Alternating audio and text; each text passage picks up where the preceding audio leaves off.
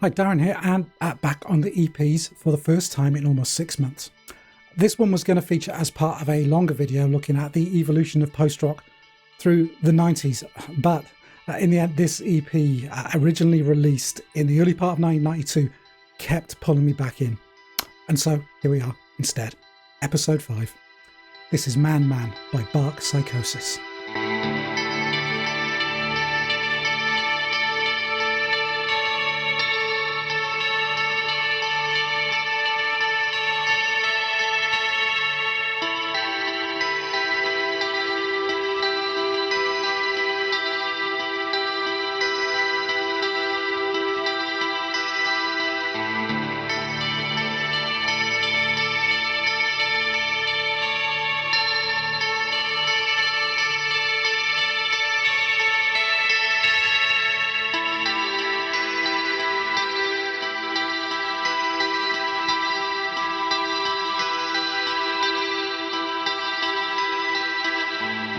Bark Psychosis hold the dubious honour of being the first band to be actually described in print as post-rock.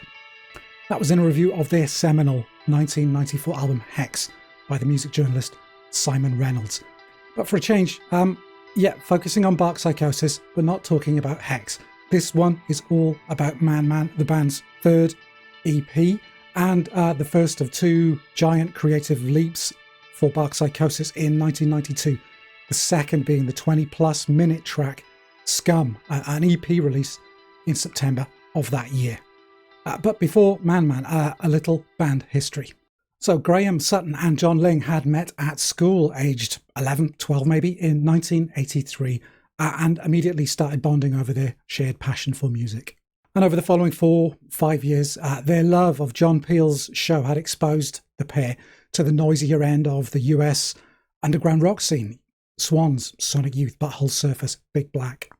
But it had also introduced them to the UK grindcore and extreme metal scene centred around the Earache label. I'm talking bands like Napalm Death, Extreme Noise Terror, Bolt Thrower, that sort of thing.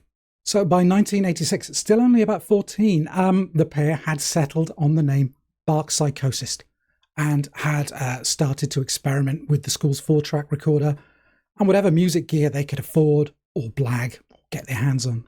At this point, their influences were rapidly expanding to take on board everything from English folk to krautrock to dub reggae.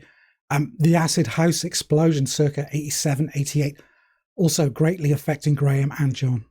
And speaking of school, Graham was actually expelled from school only weeks before the end of his final year in 1988. But by this point, he'd utterly committed to a future in music creation. And adding a guitar shop by the pair put them in touch with drummer Mark Simnett, who at that time was about 10 years older than the pair.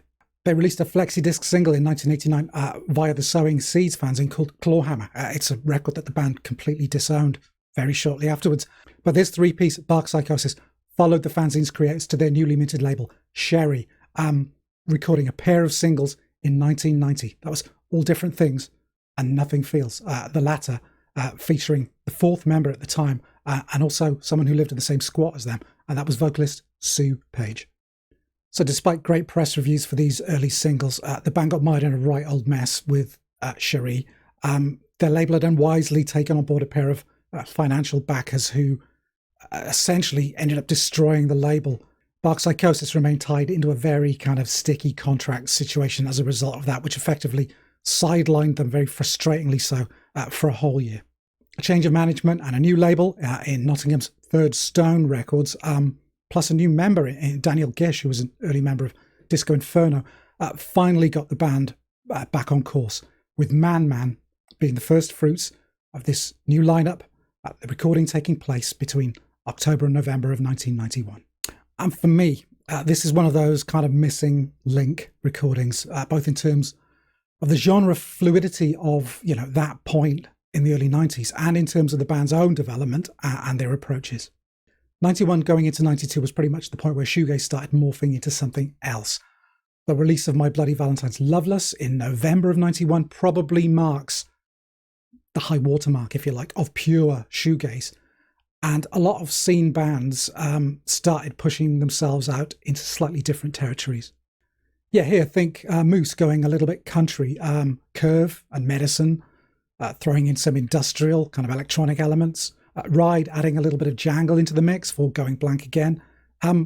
Catherine will even, with their kind of slightly psychedelic touches on their Ferment album. But, and this is important, Bark Psychosis were never shoegaze. They seemed to completely vault the genre altogether, taking bigger cues from pre-shoegaze dream pop acts like Arcane, Diff Jazz, the Cocteaus. They ended up scooping up some of those kind of magpie-like tendencies of the sampling, you know, the techno, the dance, the acid scene, and reveling in the freedom espoused by the kind of jazzier, more pastoral elements of their heroes, Talk, with their late career blossoming. Despite that, noise was never far from the surface with Bark Psychosis. Remember that early love of Napalm Death and the huge dynamic swings and the noise eruptions in the All Different Things single, especially the track By Blow on the B-side. But Man, this EP found them bringing together the noise, the dreaminess, the electronics, the sampling, the beauty, in a way and with a confidence that they hadn't managed thus far. The opener, the title track, Man, begins with, you know, tinkles of synth sprinkled over some scouring reverb guitars, an almost kind of tribal post-punk drum pattern driving the song forward with Sutton's distorted vocals adding menace. But then at the 2-minute mark, this kind of sliced up rhythmic keyboard line enters. It's not a million miles away from that kind of choppy synth line at the heart of Seal's Crazy. It's a piece of pure kind of dance floor drama rising unexpectedly up out of this darkly foreboding noise. But things switch again. The song becomes subsumed by those noisy guitars, a distorted, screaming vocal. Sounds like the word burn being shrieked repeatedly, delayed, distorting, dub trickery piled on as the song dissolves into a close. And skipping ahead to the closing track that's tooled up, we get a similar taste of the breadth of Bark Psychosis' influences. A crawling kind of slow fade intro gives way to a simple kind of plucked bass pattern, backwards guitar and samples that crash in, and a krautrock beat hammers in, very reminiscent of that rattly, shuffly, yucky Liebsite sound on Mushroom or Oh Yeah from Can's Tego Mego. Some muttered kind of semi-whispered vocal snippets drop in. There's these huge kind of cranging noises of metallic percussion.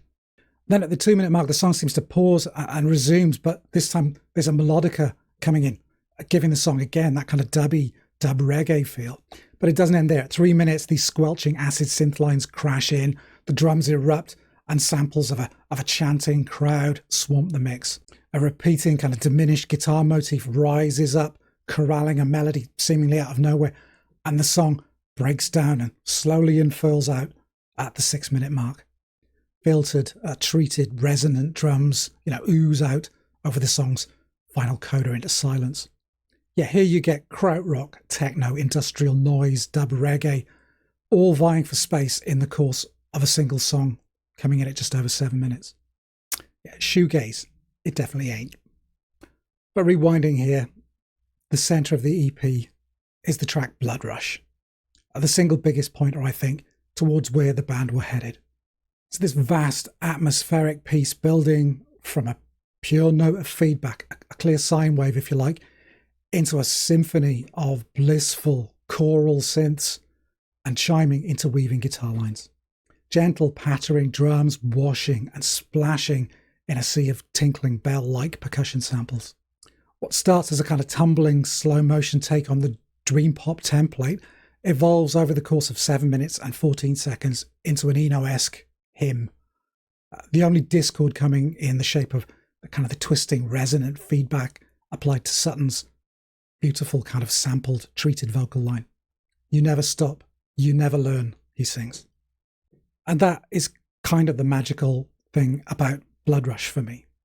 Yeah, what could be taken at face value as an exercise in pretty ambience, just mood building, it hides a warning, a sense of disquiet, of creeping anxiety, of wrongdoing. But musically, it's the space here. This track would prefigure their 20-minute opus Scum. It's obvious that their methods were becoming much more deliberate, and the processes and the thinking behind them are much more robust.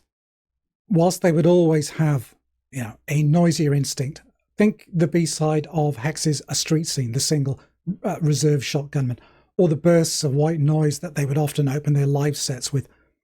Despite all this, they had discovered the joy of space and of silence. Because volume only works so much. At a live show, yeah, you can turn away as a listener. You can cover your ears maybe, but if it's played loud enough, you can't escape it. However, on record, you're only ever a twist of the volume knob away from having that impact completely nullified. I think the band had discovered that you can't turn down silence. The very absence of sound, it casts a kind of an unbreakable spell that the listener can do nothing about. And it's this lesson demonstrated on Blood Rush, which I think laid the groundwork, so it feels to me, for Hex, the band's only full-length album in this incarnation. Yeah, Graham Sutton would dust off the Bark Psychosis name for the codename Dust Sucker album in about 2004, 2005. But Hex, 30 years old, I believe, come Valentine's Day this year. That would also signal the band's dissolution, the melancholic journey mapped out within its grooves, reaching its conclusion at the same time as the band itself. With the album completed, yes, John Ling and Daniel Gish both left almost immediately. I saw one of the only 5 shows that the band performed to promote the album on its release. They were supported by the Bolex Brothers, The Secret Adventures of Tom Thumb. It's an animated movie. Very, very odd film and quite an odd bill. After that, they only managed a few shows in the spring of that year, one being the infamous Britronica Festival in Moscow, which is, I think, the source of pretty much the only live video document of the band you'll find on YouTube to this day. But yeah, 1994, shortly after Hex, that was it for Bark Psychosis. So I started this video mentioning the evolution of post-rock in the 90s. And being as kind of how post-rock was then, it was polarized between, I think, the more electronic, sample-heavy, deconstructed sounds of the UK acts and the more kind of complex, mathier, post-hardcore guitar sounds that the US bands tended to adhere to. I find this very, very odd kind of similarity between the arc traced by 2 of the leading lights there, that being Bark Psychosis and Slint. Yeah, when you look at it, it's pretty striking. Both formed by members in their teens while still at school in the late 80s. Both releasing absolutely career-defining albums after only a few other releases, and both disbanding almost immediately afterwards.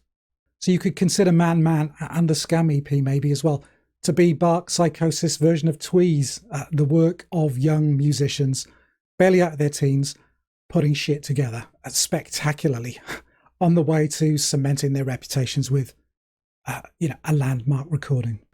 And I, for one, miss the days when post-rock was a far more loosely codified form that it's become in the 21st century. And Man encapsulates that attitude perfectly for me. And that's episode 5. Yeah, I've let these slip for a little while, but I'm hoping you enjoyed this one. It's an EP that I've always loved, and I'd love to hear what you think about it down below in the comments. Yeah, show your appreciation in all the usual ways. Likes, subscriptions, always welcome. But mainly, thanks for watching. I hope to see you back again soon with some more of my content. And in the meantime, take care and bye for now.